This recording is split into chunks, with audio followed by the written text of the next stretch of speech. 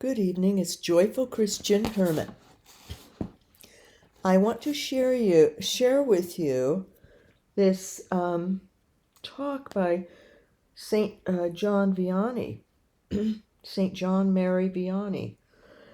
He was in the late 18th century and early to mid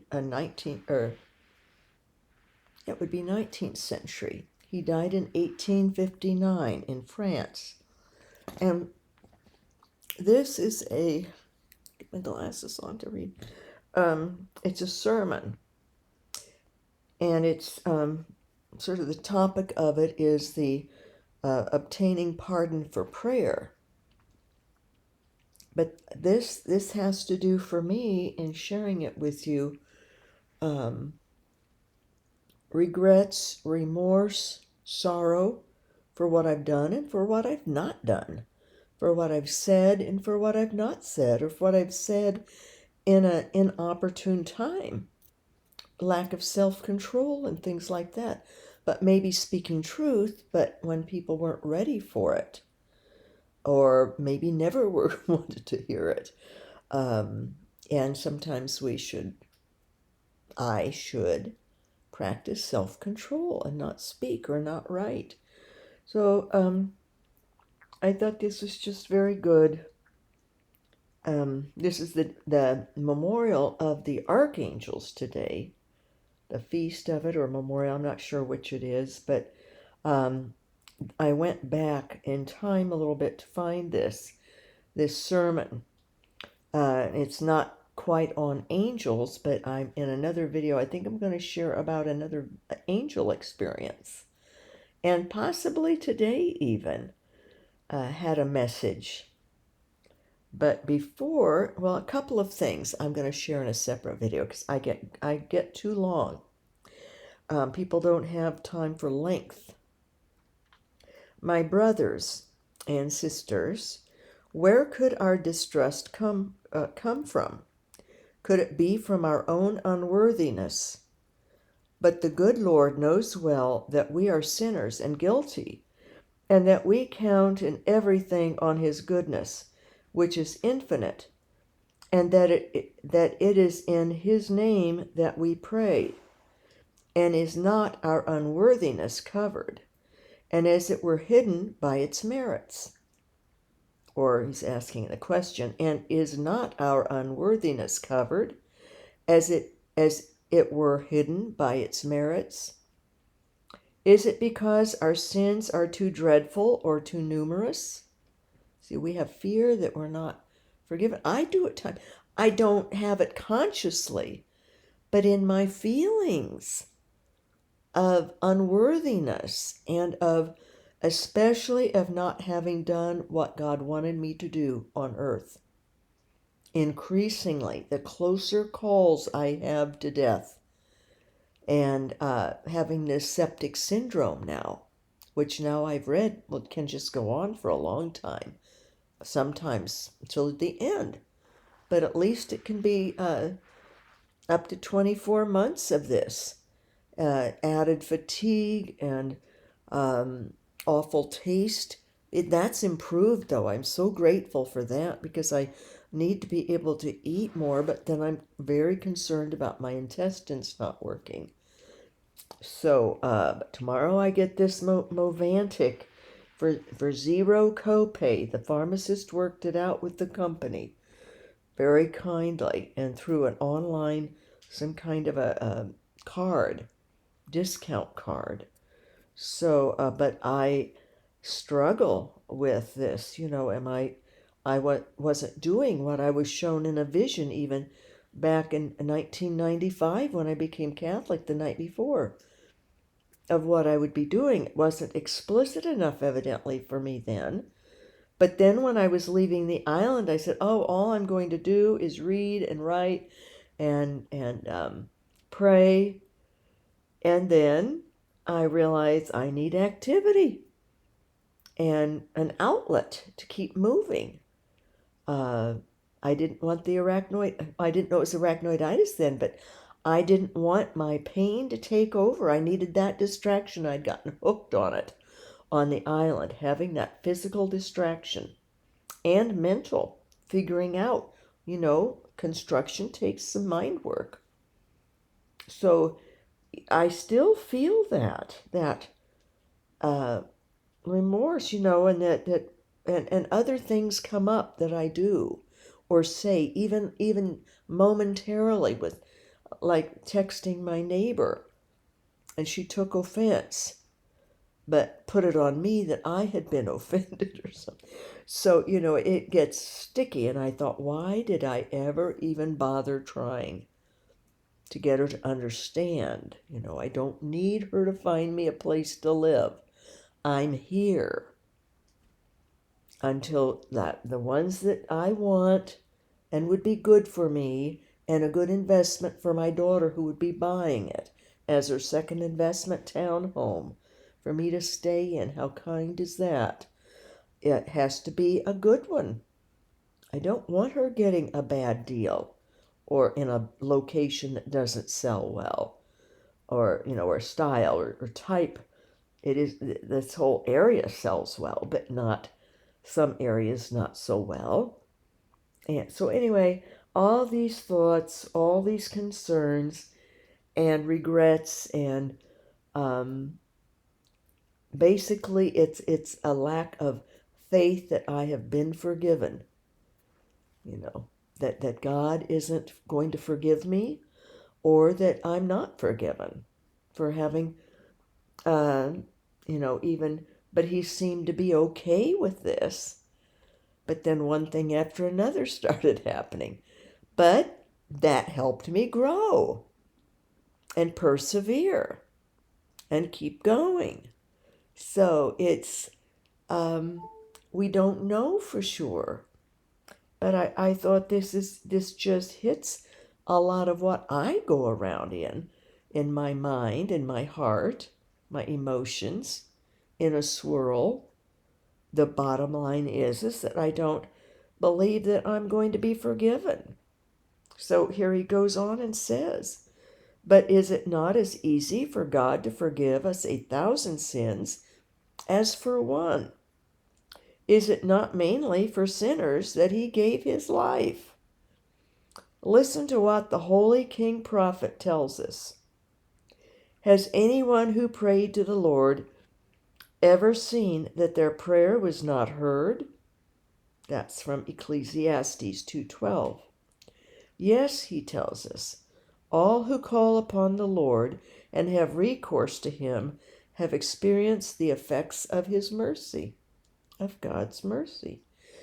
And was it not in 1938 that Jesus appeared to a private, hidden, young religious sister? I think she was about 33 years old then, in Poland, and appeared with these rays coming out of the blood and the water, spewing forth in a spray, and his arms outstretched, very welcoming and peaceful, and told her about his divine mercy, and that he wanted her to spread, to have a medal cast, have the bishop cast a medal in this image, have a painting done, and then a medal to hand it out to people to remind them that God gives us mercy. Jesus is mercy. He's love and mercy. So especially in this message, mercy, because he felt we had lost sight of that, and World War II was going to come, although we didn't know it. Humanity didn't know it then. But this message of Jesus' mercy, his divine mercy, then really helped people endure the horrors of the worst war ever in history, in our country, in our world at the time, also in Europe and the United States and other countries around it that got involved. So it's John Vianney goes on, Father Vianney, consider the tax collector who, acknowledging his guilt, goes to the temple to pray to the Lord for forgiveness. Jesus Christ himself tells us that his sins are forgiven. Consider the sinner who prostrate at the feet of Jesus Christ, prays to him with tears. Does not Jesus Christ say to her, "Your sins are forgiven you"? That's in Luke 7:48.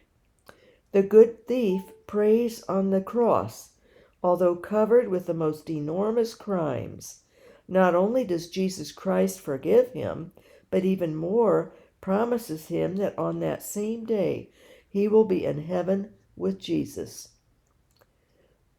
Yes, my brothers and sisters, if you had to name all those who have obtained their forgiveness through prayer, you would have to name all the saints who were sinners, since it was only through prayer that they had the happiness of being reconciled with the good Lord, who allowed himself to be touched by their prayers.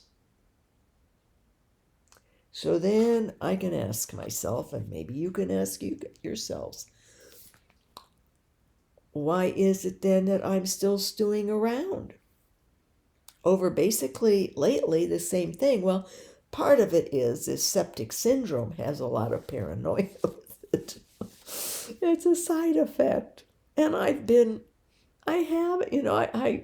noticed it. That's why it's obsessing over the townhome trade, and worrying about it. And then going, but it helped me. Ultimately, God brought good even out of my paranoia and obsessing and worrying, because it started me thinking about unconditional love.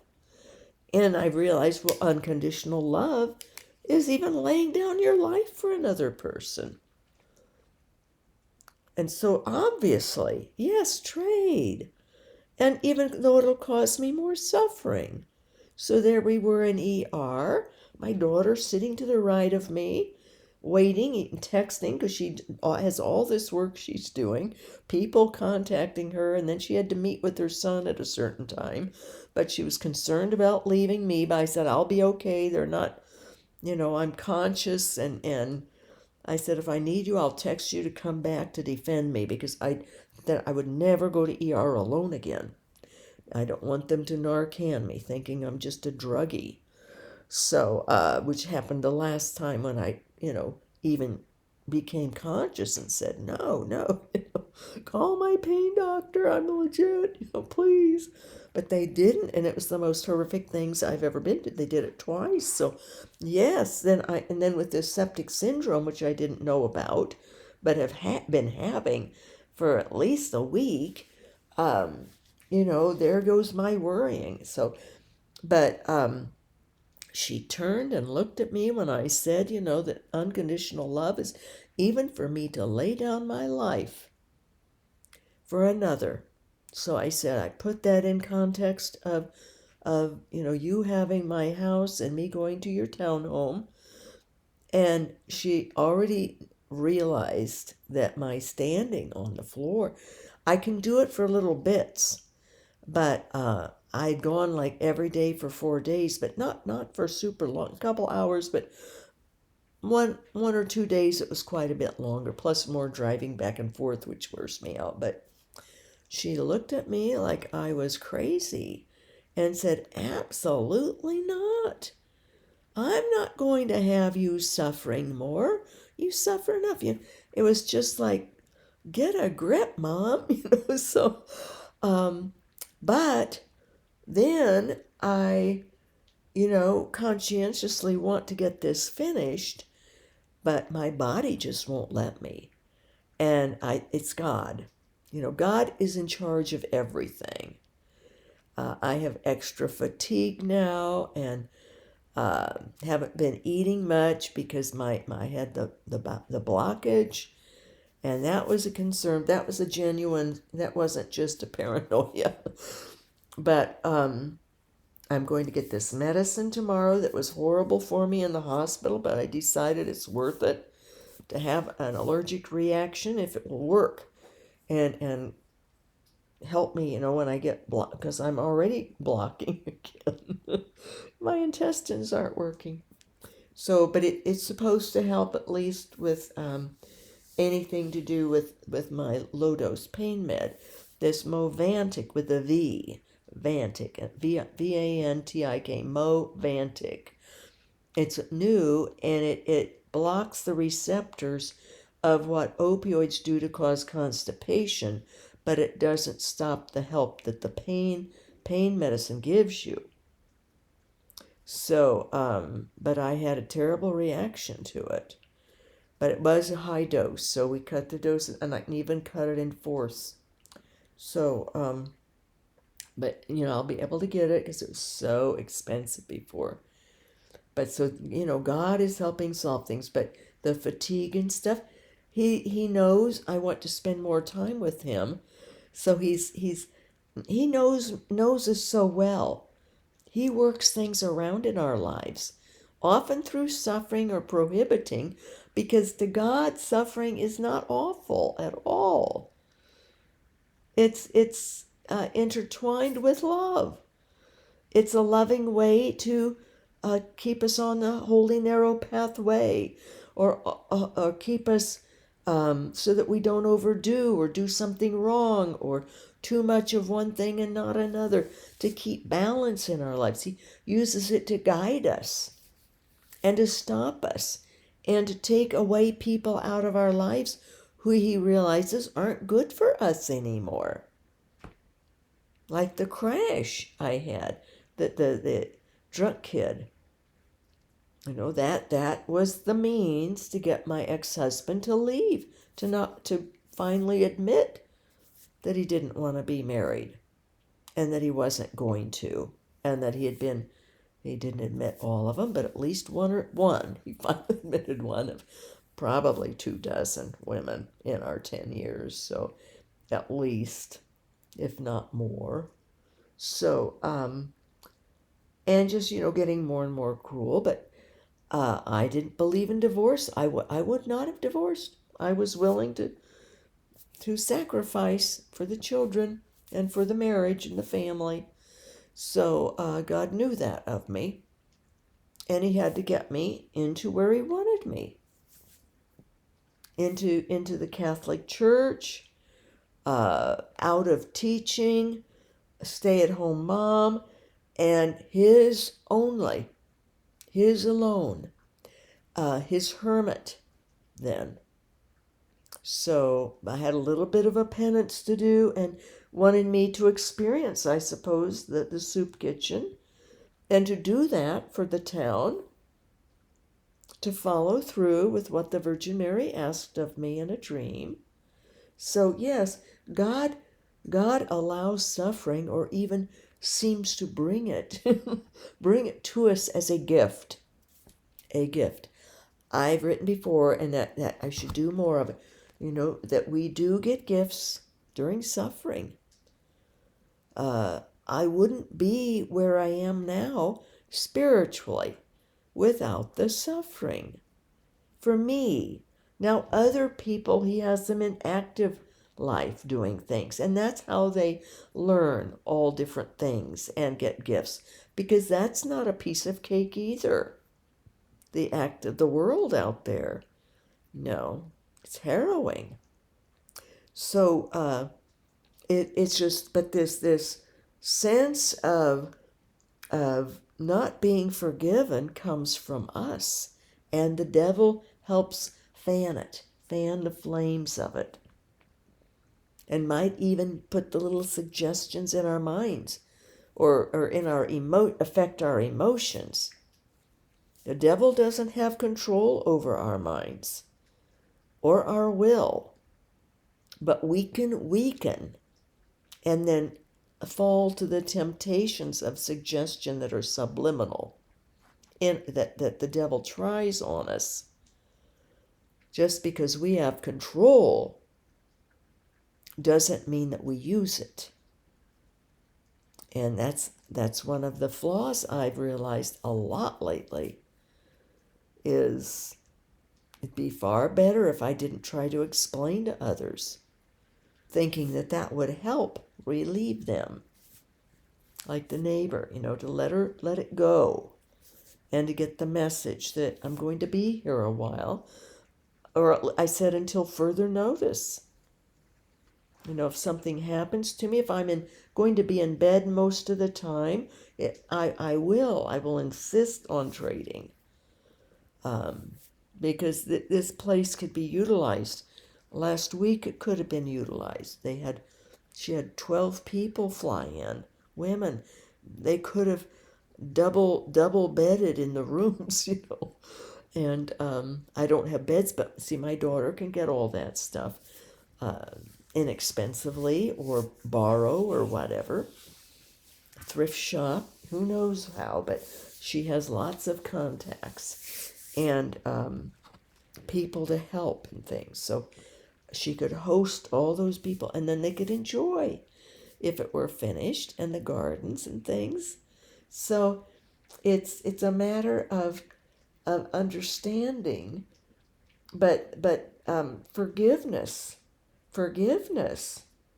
from God, and to believe it and to accept it, that God has forgiven us and will forgive us and continues to forgive us. We have to ask God. But it's, it can be the same thing that we can get into, like a circular motion, or circular thoughts of flaws, or past history flaws, or sins that we've committed, or doing things that we know deep within that God wanted us to do, but we didn't do with our lives. So this morning I was into that mode again. I was very tired, and I'd slept more last night, but not enough, really. I'm still trying to catch up on some rest. And I had just started to eat. I'm eating pureed things now. And lots of water, still watermelon, and lots of regular water, which I have in here with ginger in it. Helps with the metallic taste from this septic syndrome. But I was once again thinking, I should have done what God wanted of me. I should have done what God wanted. I shouldn't be doing all these things. I should get alone and try to get somebody to finish the stonework, and then I could read the books. Hildegard de Bingen. I have a print of her right here. I have the book, a book of her writings. And I got this out just to remind me. This is an old print of Hildegard of Bingen. So, and I have her book, the book of her, it's not dialogue, that's Catherine of Siena. Anyway, Hildegard's messages, her writings, her diary. It's not Scivia's, I don't think. But anyway, I have all that, but I have to, get out there and do that stonework, get that finished before it gets cold, and why didn't I do something other rather than here? Make a better choice and do the reading and the writing, and all of a sudden a voice, and I'm thinking it was an archangel or my own angel. Might have been John Vianney, because I'd read this sermon and really liked it. I realized, forgiveness is ours to ask for, and then to have the faith to trust, and then stop. I need to just stop the fussing and doubting. We have to trust that God has forgiven us. And that means hermits who don't go to sacramental confession. The hermits of yore did not.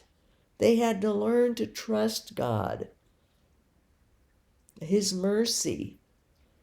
And when they would in their mind or with their voice ask forgiveness for something and ask him to show them the way, then trust.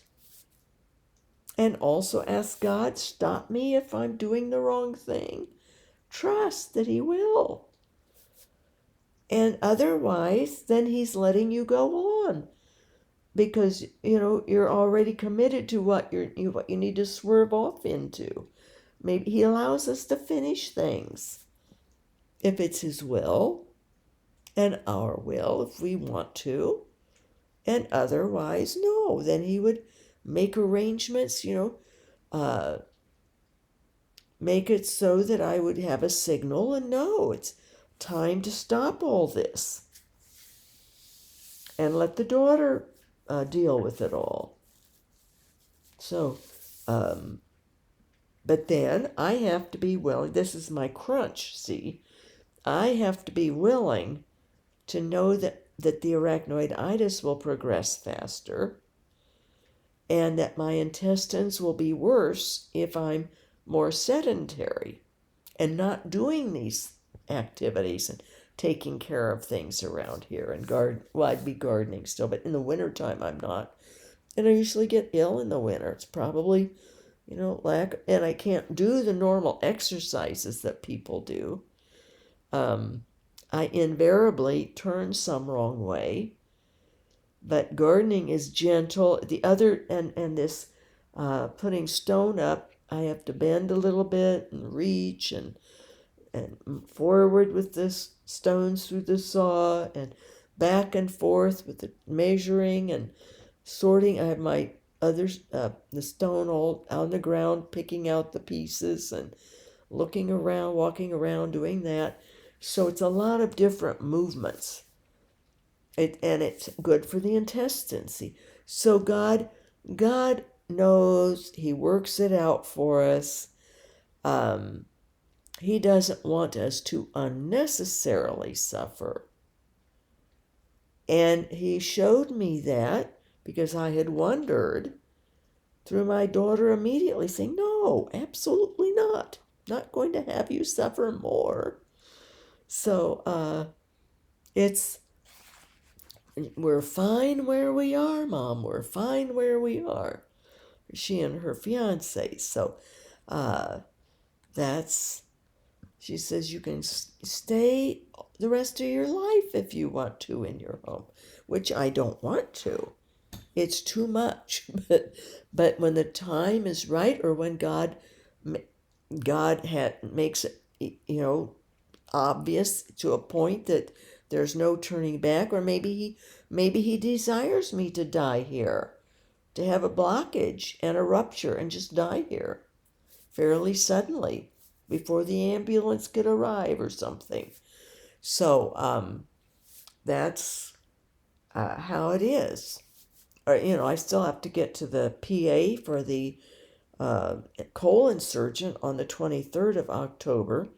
And then there'll hopefully be an appointment with the surgeon sometime after that, because they're so overloaded with people around here.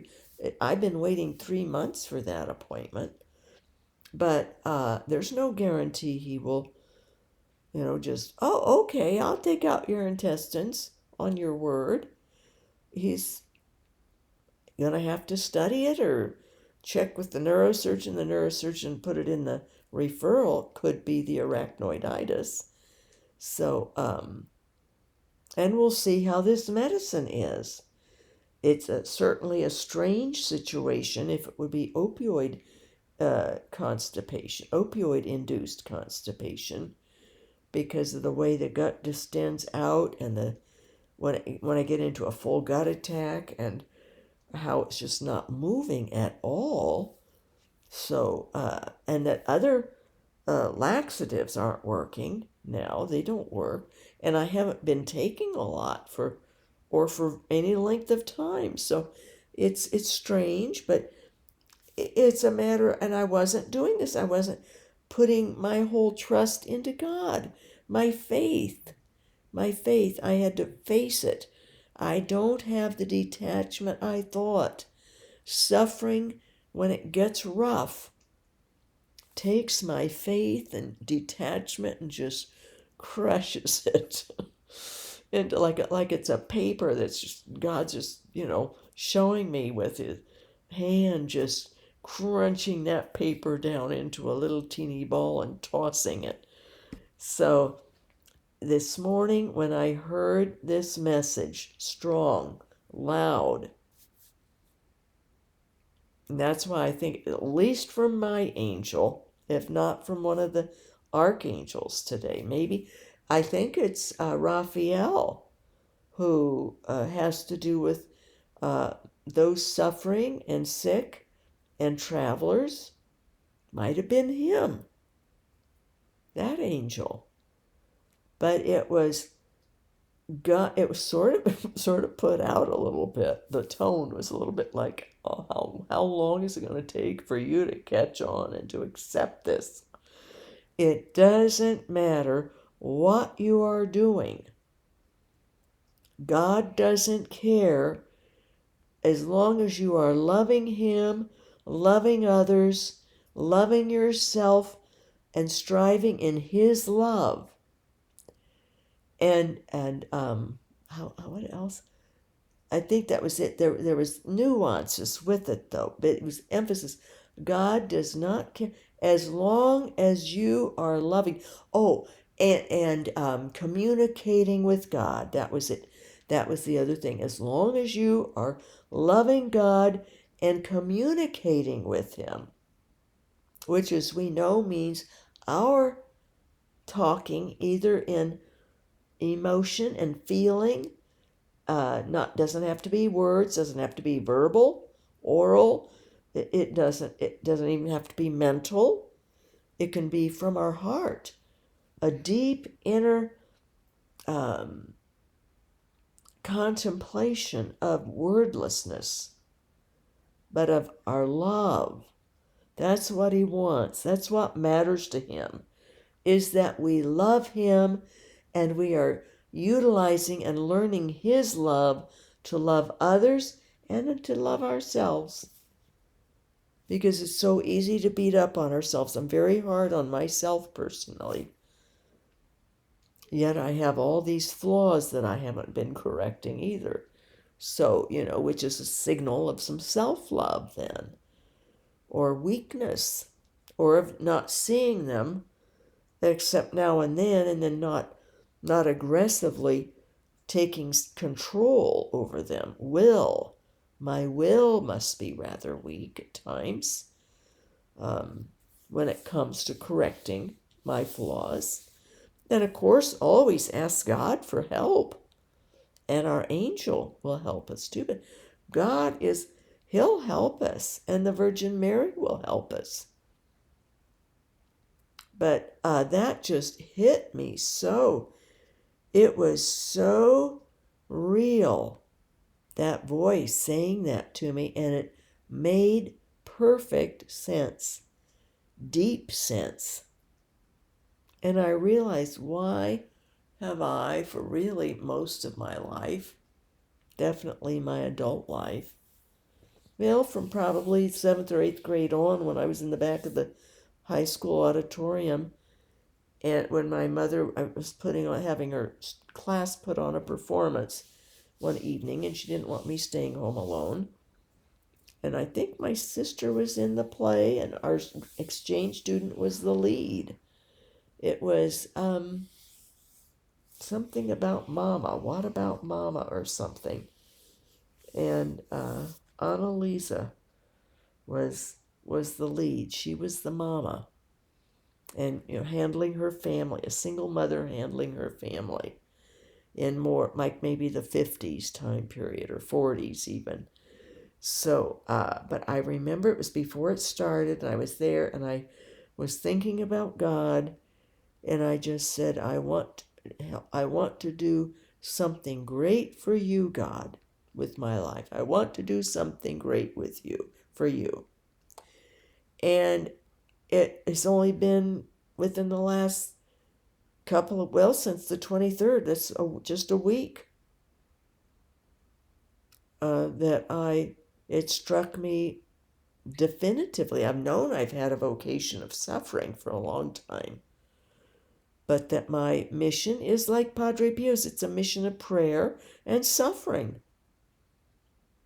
So evidently God thinks that's great, because he wouldn't have me doing something, because that was heartfelt from a child. Back, I was 7th or 8th grade. Well, I would have been in 7th grade. Would have been in 7th grade then. And 12, going on 13. So God would honor that. I remember it vividly, where I was sitting and the whole thing. The light coming down. They had these ceiling lights. It was a very ornate, built in 1916 or something. The high school was so ornate auditorium of the late teens and early 20 style, teens, post-Victorian era, I guess you would call it. But I want to do something with my life great for you, God. I want to do something great for God. And so this is it. How should I doubt? Look what he has, his own self his mission was suffering and death. And other, teaching love and teaching and showing us the way, the holy narrow pathway. So, prayer and suffering. And my mind is all goofy. The septic shock syndrome does that, but my arachnoiditis already has been doing that over time, my memory. So I need to get a notebook, a prayer notebook, to write down people's names. Because, it's, at times I'll just say, oh Lord, I'm praying for everyone who needs the prayers, that I can't remember their names because I'm so tired or I'm so distracted or whatever it is at the time. But no, I need to organize, be more efficient now. I used to be able to, with my mind, just think of everybody in the day that asked me for prayer. Those days are over. So I have to accommodate. And God will help me with everything. But he doesn't, he does not care. Whether we're a street sweeper or a president of a country, as long as we love him, try doing his will, communicate with him, which is talking with him, but very much so listening. More listening than talking. Making ourselves available to listen. Or having an openness so that we get trained. Our will becomes trained and our mind's trained, that we pick up little nuances as they occur. Or like we can hear the voice of this or that. God through someone, a soul, or God himself in one of his three persons, or the Virgin Mary, or our angel, or other angels speak to us. Words. Or arrange things to happen so that we get the idea, oh, God must not want me to do that, or God just protected me from this or that, or God opened the door for me to do that, to walk right through and do that. So see, it's living with God all the time, awareness of God, subconsciously and or consciously. He's in us. And we can't, when I'm out there using that saw, I'm not, I'm focused on, keeping my fingers out of the way and keeping it in a straight, keeping the stone straight so that it cuts straight. So that's a case where I innately, it's just a given that I know God's in me. I always point to my heart. My heart is considered sort of the center where our soul is and things, but no, He's in us, in our being, our total being that we can't see. We can't see our will and our intellect together as that comprises our soul. But it's in us, and Christ is in there, united with us in love. So love is the key. And I'd mentioned to Rocking Gray, if I just, strive and she says, oh, think first of love. And that was very profound. That was very good. If we think first of love before we do anything or speak or think or get up in the morning, first set ourselves in love and train ourselves that love is first. And then love will flow from us because it's God. For thinking of love, God is love. Or we can think of God, and that will be love because God is love. Either they're together. And love is always intertwined with suffering. That will be there too. Just remember, God does not view suffering like we do. And we'd be better off if we, in faith and trust and asking God's help, to be trained and to understand, to truly come to that point where we no longer see suffering as a bad thing, as an evil even, and automatically, oh, got to get rid of it, or I can't take, I'm not going to have this. And some sufferings are gifts that teach us so much. And God can have any suffering leave us in a snap, in a thought flash, instantaneously, can heal us.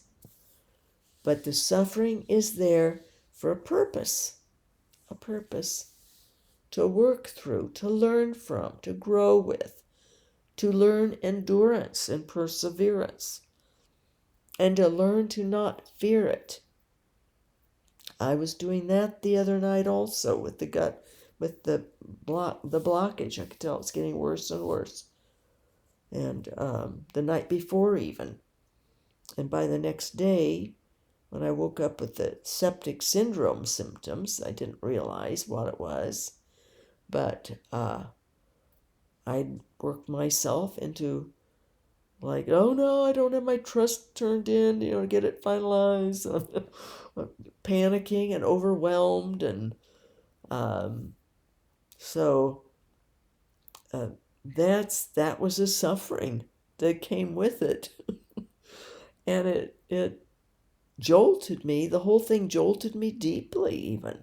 That's for a different video. More talk on suffering. A couple of videos on that. I've got thoughts. But I just wanted to share this message today from an angel, probably Raphael, I'm thinking, that God doesn't care what it is we're doing. I mean, obviously, if that needs to be good or at least neutral, don't do evil, He does care about that. But see, that wouldn't be love then. So, and it can be something that we need to do to help ourselves also. He wants us to love ourselves, not to abuse ourselves, not to cause ourselves our own suffering. That's not holy suffering. That's not His. That doesn't come from God then. So that's why my daughter innately, God had her say, absolutely not. That's gave me a look like that's crazy. But said, I'm not going to have you suffer more. Just we're fine. Just wait, And I'm sure if one of these other ones comes for sale, that has the wood floors, the subfloor over a crawl space. If we can, she would help get it, and I would help her a little, depending on the price. So, and then I would go right away, and because I am getting to the point, I'd have to. There's going to come a time that am going to be in bed. My feet and my leg is just at night, and in the morning is terrible. So the arachnoiditis is progressing, and we have to accept these things too. It's a suffering that doesn't matter that much. God bless His real presence in us. Have a beautiful evening, night, and day.